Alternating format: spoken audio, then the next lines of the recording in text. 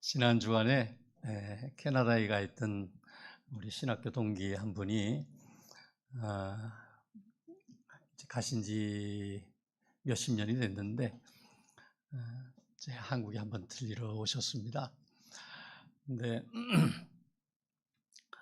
지난 2년 동안 너무너무 힘들었대요.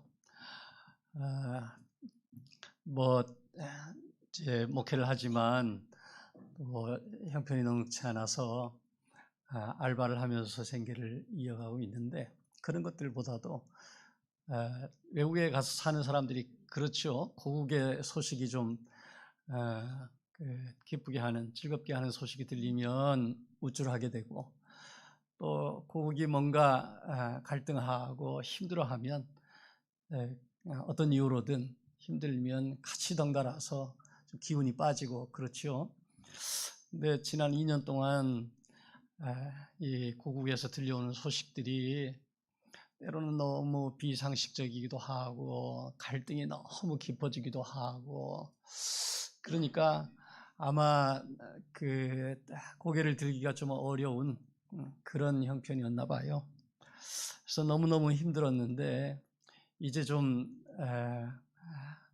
고국이 좀 나아지는 거 아닌가 하는 그런 생각에서 함께 기운이 나고 있다는 그런 이야기를 하면서 공감이 됐습니다. 그럴 수 있겠다. 저도 외국 생활을 해봤지만 그런 마음이 좀 공감이 된다 하는 생각을 했습니다. 외국에 나가 있는 사람들뿐만 아니라 이곳에서 함께 생활하고 있는 저희들도 뭔가 우리나라의 분위기가 좀 승하는 것 같으면 그러면 함께 우쭐하게 되고, 또 그렇지 않으면 함께 기운이 빠지고 그렇죠. 네. 지난주에 그 어떤 교수님 얘기를 들으니까 브라질에서 무슨 학회가 있었는데 거기 참석한 세계의 여러 학자들이 모여가지고 한국을 그렇게 부러워하더라는 거예요. 한국이 보통 나라가 아니라는 거예요. IMF 극복할 때도 그렇고, 또 이번에 미국에서 막 좀 심하죠, 그죠? 우리가 미국이기 때문에 내놓고 막 비판하고 비난하고 그러지는 못해도 아마 한국 사람들이 다 마음속에 좀 뭔가 끙끙대는 그런 마음이 있을 거예요. 저렇게 해도 되나? 동맹국인데 막 경제적으로 압력을 줘서 일본에뿐만 아니라 우리나라에도 세계에도 막 그냥 들이대니까 우리나라는 가지고 있는 달러를 다 내놓아야 되는 그런 형편으로 내몰리는 것 같아요. 그럴 때에도 막 버티고 있는 모습을 보면서 그냥 화만 내는 게 아니라 참 협상을 잘하고 이렇게 버티고 있구나. 그게 어떻게 잘 되려는 문제는 모르겠지만 그저 이제 그냥 막무가내로 밀리는 그런 약소국가는 아니구나 하는 그런 마음이 국민들한테 좀 있고, 이 위기를 잘 이겨냈으면 좋겠다 하는 마음이 또 있는 것 같아요. 그런데 특히 일본의 학자가 그렇게 부러워하더래요. 한국은 잘못되면 대통령도 끌어내리는 그런 나라라고 그런 얘기를 하면서 막 부러워하더래요. 일본은 전혀 그럴 수가 없거든요. 일본은 해방 이후에, 그러니까 2차 대전 패배 이후에 당이 바뀐 적이 거의 없어요, 지배당이. 그러니까 굉장히 정치적으로 안정되어 있지만은 그만큼 답답한 나라입니다. 어떻게 바꾸기가 어려운. 그래서 다 그 정치인들도 대대로 이어가요. 가문에서 다 그냥 그 자식들이 이어가고 그래요. 그러니까 그렇게 답답한 나라에서 살고 있던 학자가 한국 학자를 만나면서 한국만큼 다이내믹한 역동적인 그런 민주주의를 이루는, 국민 주권을 이루는 그런 나라는 참 세계적으로 찾아보기 힘들다, 그런 이야기를 하면서 부러워하더라 하는 이야기를 제가 전해 들었습니다. 어쨌거나 여전히 우리 안에 이런저런 갈등도 역동적이에요, 그죠? 전라도 경상도의 갈등, 뭐 남과 북의 갈등, 그런 갈등과 분열도 세계적으로 참 다이내믹하죠, 그죠? 교회 안에서도 얼마나 그런 갈등들이 있습니까? 지난주에 그렇게 만날 때 또 어떤 가정 얘기를 들었는데, 그 딸아이가 이제 20대 후반, 그러는데 페미니스트래요. 그런데 요즘 페미니스트는 그걸 뭐라 그러죠? 20대 남성을 혐오하는, 뭐 그렇게 발전이 됐다고 그래요. 그러고 보니까 지난 선거 때 기억을 살려볼 때 남자들 여자들의 특히 20대의 남녀 간의 그 갈등이 굉장히 심각한 것 같아요. 그죠? 20대 남자아이들은 여자아이들을 혐오하고, 여자아이들은 또 남자들을 혐오하고, 뭐 그렇게 단정지어서 말할 수는 없지만 그런 분위기가 굉장히 컸습니다. 그죠? 그래서 그런 남성 혐오의 사상이 발전해서 결혼을 안 하려고 그랬는데요. 그래서 비혼주의자가 그렇게 많답니다. 그래요? 제가 그런 얘기를 얼핏 듣긴 했지만은 이게 심각하구나 하는 그런 생각을 지난주에 하게 됐습니다. 우리나라가 이렇게 결혼도 안 하고 아이도 안 낳고 그런 마당에 아이들이 남성은 여성을, 여성은 남성을 혐오하는 그런 분위기가 20대에 있다고 한다면 이거 어떻게 되겠나, 나라가. 그렇지 않아도 세계적으로 출생률이 낮아져서 힘든데 아예 결혼도 안 하고 애도 안 낳고 그런 생각들이 그렇게 심해지게 되면 그러면 큰 문제다. 이 갈등이 참 커다란 문제다 하는 생각을 했습니다. 사설이 처음부터 길어졌습니다만은 그런 갈등 가운데에서도 이제 내일 추석을 맞이합니다. 그런 가운데서도 봄, 여름은 가고 또 겨울은 오고 그런 서늘한 바람들이 오게 되는데, 추석은 첫 번째로 감사의 절기입니다. 그런 가운데에서도 우리가 하나님 앞에 감사의 제목을 찾고 가족들이 모여서, 모르겠습니다. 가족들 사이에서도 또 그런 여지가 없지 않겠습니다만은 어떻게든 우리가 함께 둘러 앉아서 서로 위로하고 격려하고 지지하는 그런 분위기가 좀 전국적으로 또 가정마다 그렇게 피어나면 좋겠습니다. 오늘 주일인데 이제 이미 떠나신 분도 계시고 또 이제 예배 드리고 고향을 향해서 또 친지들 모이는 자리를 또 마련 이렇게 저렇게 할 줄 압니다. 명절들이 다 그렇지만 특히 추석은 서로 간의 감사를 표현하는 그런 절기입니다. 내가 감사할 분을 찾아서 직접적으로 또는 아니면 전화나 다른 방법을 통해서 꼭 감사의 인사를 나누시기 바랍니다. 표현이 되어야 그것이 감사이고 범사에 감사하는 그런 습관으로 또 발전해 갈 수 있을 것입니다. 내가 형편이 어떻든지 간에 그렇게 감사를 표현하는 그런 절기로 삼으시면 좋겠습니다. 특히 감사를 표현하기도 하지만 내가 나에게 감사할 수 있는 그런 사람도 찾아보시고 그렇게 감사를 서로 나누는 그런 계기가 되면 좋겠습니다. 우리 성도님들이 다 스스로 감사의 인사를 또 받을 수 있게 되기를 바랍니다. 오늘 디모데 후서, 바울과 디모데 사이에 그런 애정이 드러나는 말씀입니다. 바울은 디모데 때문에, 그리고 또 디모데의 가문, 그 외조모 어머니, 그런 믿음의 그 어른들 때문에 바울은 디모데를 향해서 이 감사의 편지를 또 보내고 있습니다. 디모데가 바울을 참 고마운 그런 스승으로 여겼을 것은 분명합니다.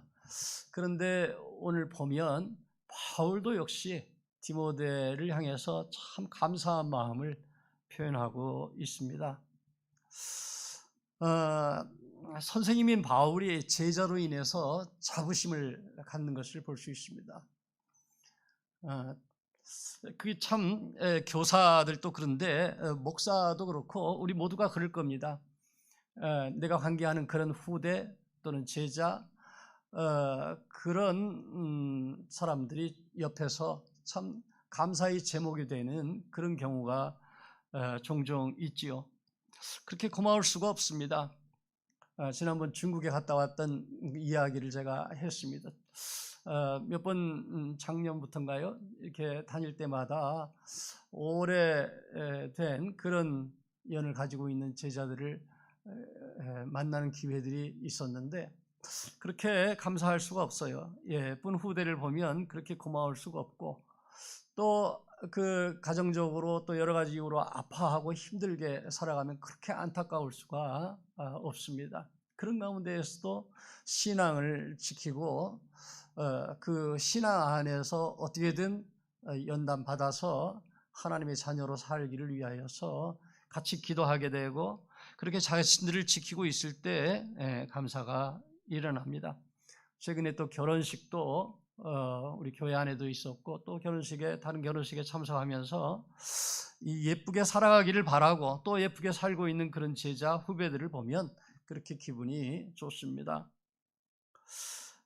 무엇보다도 자기 자신의 생활에 매여서 허덕이는 것이 아니라 자기 자신을 성찰할 줄 알고, 그렇죠? 요즘 우리 허 권사님이 저한테 목사님이 자꾸 성찰에 대해서 이야기하신다고 그러는데 잘 보셨어요. 제가 성찰에 대한 얘기를 많이 합니다. 요즘 자기 성찰입니다.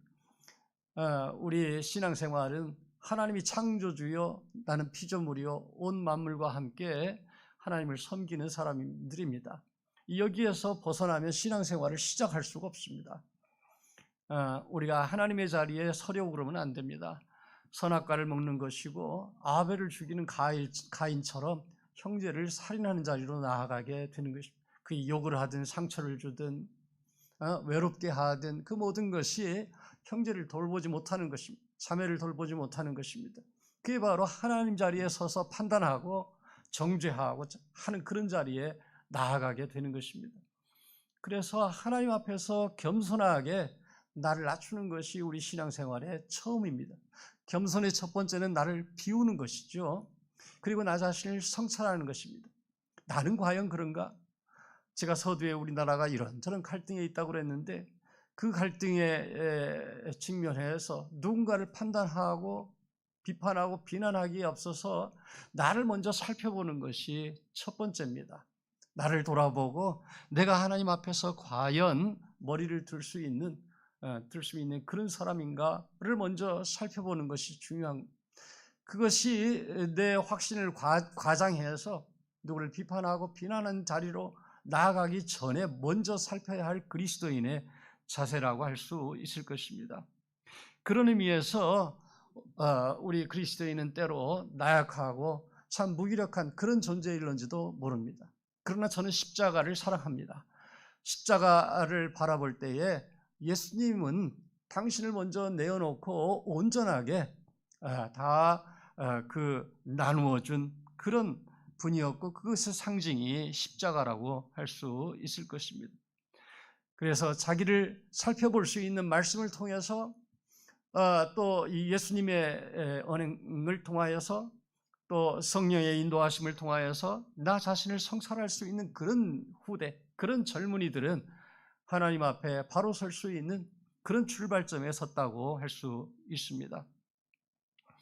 그리고 자기 자신의 생활에 매이는 것이 아니라 어떻게든 하나님 보시기에 아름다운 그런 삶, 하나님 보시기에 믿음을 굳건하게 하고 또 이 땅에서 사랑을 나누면서 살 수 있는 그런 삶으로 나아갈 수 있다고 한다면 그것은 참으로 존경스럽습니다.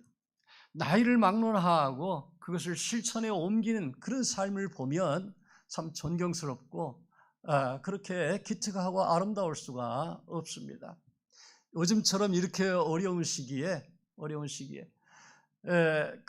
나 개인의 삶이 아니라 예수님께서 사셨던 그런 삶을 내 안에 새기고 그리고 나를 나누어 주는 그런 삶을 살 수 있다면 얼마나 아름답습니까?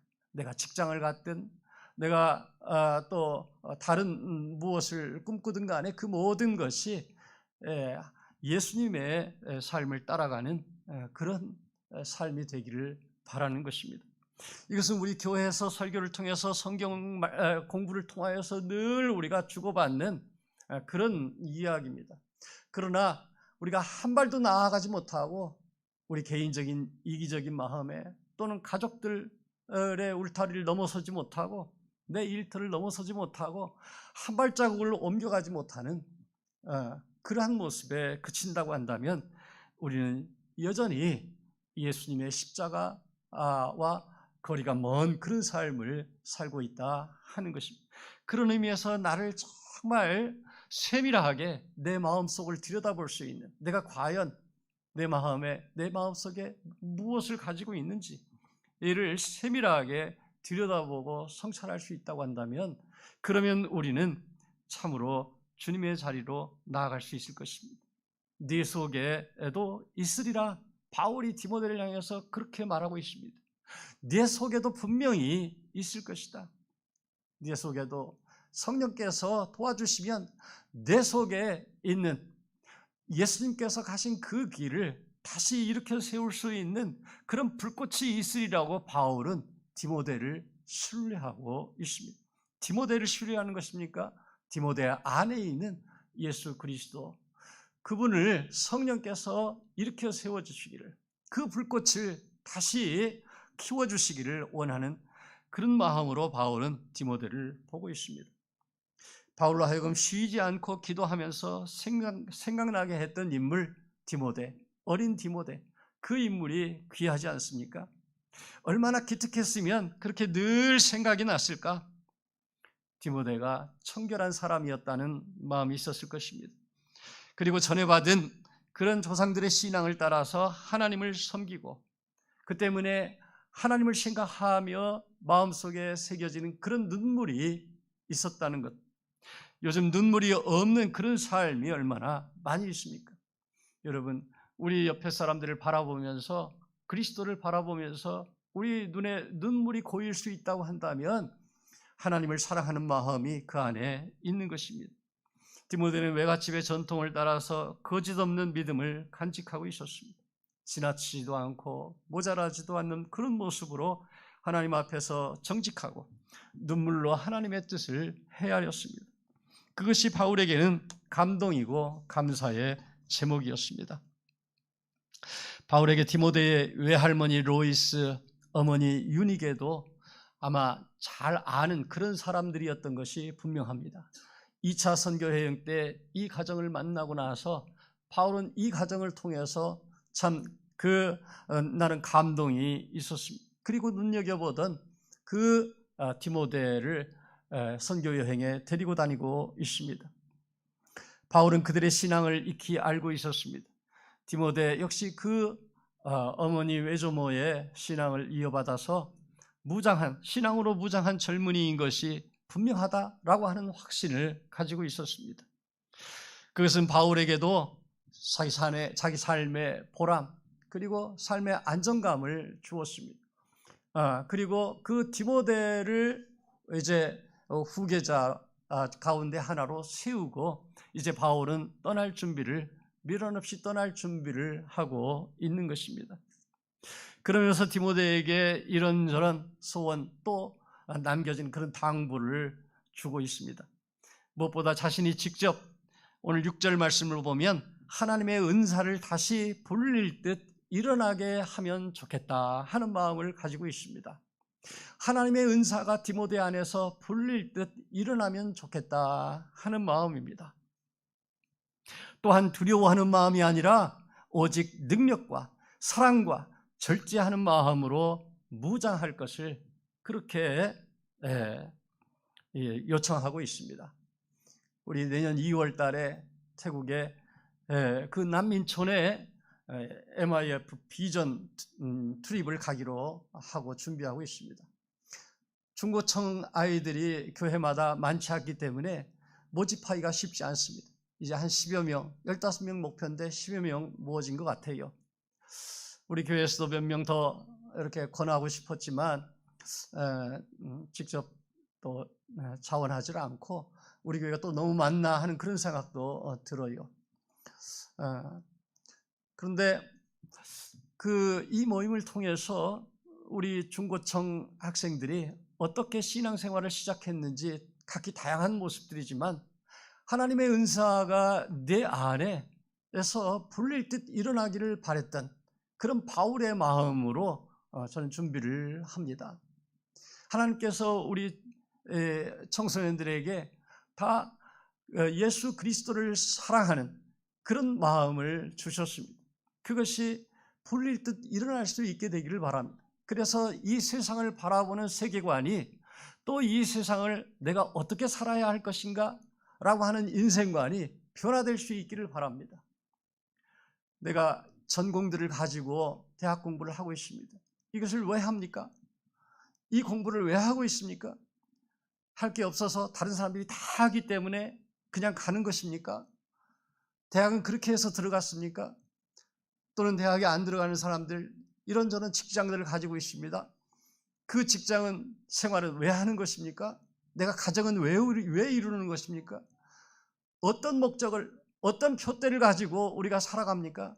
여러분, 허망한 인생을 살지 않게 되기를 바랍니다. 하나님께서 원하시는 아름다운 그런 삶이 있습니다. 아름다운 인생이 있습니다. 그 아름다운 인생을 위하여서 살아갈 수 있게 되기를 바랍니다. 제 고등학교 선생님, 제가 존경하는 선생님, 제가 아시아, 중국을 사랑할 수 있도록 격려하신 선생님이 하시는 말씀이 늘 지금도 남아 있습니다. 옷은 추위와 더위를 피할 수 있으면 되고 집은 다리 뻗고 잘 수 있으면 된다고 하는 것입니다. 배고프지 않게 먹을 수 있으면 된다고 하는 것입니다. 그분은 신앙생활을 하시는 분은 아니었습니다. 그러나 참으로 본인에게 엄정한 분이었고 이 세상의 삶의 의미에 대해서 저에게 참 큰 교훈을 주셨습니다. 제가 이제 예수님을 통해서 그 길을 찾았지만 예수님께서 가셨던 길은 바로 그와 같은 길입니다. 당신이 사랑하는, 하나님께서 사랑하는 이 땅의 백성들을 놓고 어떻게 하면 이 인생이 의미 있는 그런 삶이 될 수 있게, 하나님이 기뻐하시는 그런 목적을 가지고 사랑만 하면서 살 수 있는 그런 인생이 될 것인가. 우리가 언제든 하나님 앞에 가게 되어 있습니다. 그것을 두려워하면서 이 땅에서의 삶을 방치하거나 또는 금욕하거나 쾌락을 즐기거나 간에 그렇게 이 땅에서의 삶을 허송세월할 수는 없습니다. 참으로 하나님께서 기뻐하시는 아름다운 인생을 주님께서 보여주셨고 네 속에서 그 은사가 불릴 듯 일어날 수 있게 되기를 바란다 그랬습니다. 하나님의 주신 그 은사가 무엇입니까? 그 은사를 따라서 정말 하나님 기뻐하시는 아름다운 모습으로 발휘하면서 그렇게 살아가는 복된 인생들이 되기를 바라는 것입니다. 두려워하는 마음이 아니라 오직 능력과 사랑과 절제의 마음으로 무장하여서 바울은 갇힌 바 된 나를 부끄러워하지 말고 오직 하나님의 능력을 따라서 복음과 함께 고난을 받으라 그렇게 권면합니다. 여러분, 이 세상에서 우리 부모님 때문에 어떤 또 다른 이유 때문에 우리가 부끄러워할 것이 있습니까? 하나님이 나와 함께 하시는데 예수 그리스도께서 나의 주님이 되시는데 우리가 부끄러워할 것이 무엇입니까? 오직 하나님의 능력을 따라서 복음과 함께 고난이라고 하더라도 우리가 달게 받으면서 이 땅에서 아름다운 인생을 살 수 있을 것입니다. 우리가 10여 명 태국에 가게 되고 현지에서 한 30여 명 만나게 되어서 40여 명의 청소년들이 함께 생활을 합니다. 그 생활을 하는 동안 다른 것이 아니라 참으로 우리 안에 하나님께서 주신 그러한 놀라운 은사가 다시 불릴 듯 일어나고 그리하여서 이 세상에서 우리를 두렵게 하는 그 무엇, 그것이 재물이든 그것이 나의 이 땅에서의 재주이든 가정이든 집이든 그 무엇이든 이 세상의 것들, 그것들에 대해서 두려워하는 마음이 아니라 하나님의 능력, 하나님의 사랑, 하나님의 절제하는 마음으로 무장하여서 복음과 함께 고난이라도 기꺼이 받을 수 있는 그런 아름다운 인생으로 거듭날 수 있게 되기를 바라는 것입니다. 이 말씀은 바울이 에베소 교회의 후계자들에게 주는 말씀입니다. 그러나 오늘 우리 모든 성도들에게도 주시는 당부의 말씀입니다. 13절에 보면 바울이 디모데에게 권면한 말씀은 사실 자신이 예수 그리스도에게서 받은 것이었습니다.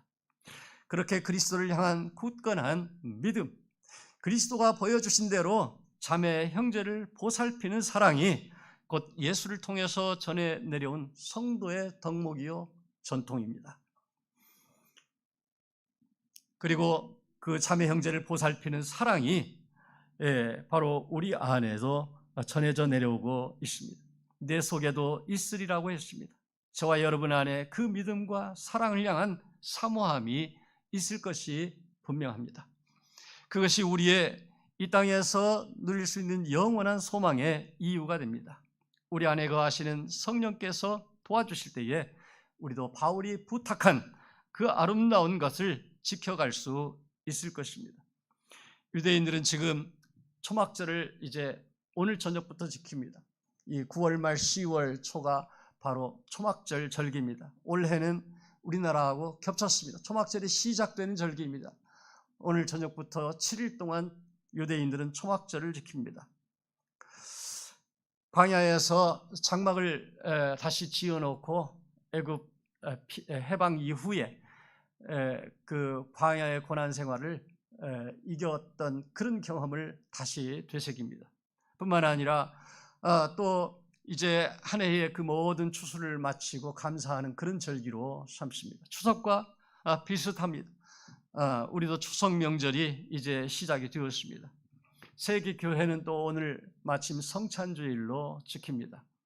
우리도 함께 이 성찬을 먹고 마시면서 겸손하게 섬기는 마음을 오늘 다시 되새기면 좋겠고, 추석 명절이 초막절과 함께 시작됩니다. 그 초막절의 정신을 우리들도 함께 또 기억하면서 우리가 감사와 함께 우리에게 주어지는 예수 그리스도를 따르는 그런 인생에서의 고난이 있다고 한다면 그것도 역시 능히 이겨내면서 주님께서 바울을 통하여서 우리에게 부탁하신 그런 아름다운 인생, 나만을 위한 그런 인생이 아니라 나에게 건강 주시옵소서, 재물 주시옵소서, 나에게 이 땅에서 누릴 수 있는 것도 허락하시옵소서, 그 모든 것들이 이미 주어진 것을 주님 앞에 내어놓으면서 다시 한번 시작되고 다짐이 이루어지는 그런 복된 오늘 주일 되시기를 주의 이름으로 축원드립니다. 기도하겠습니다.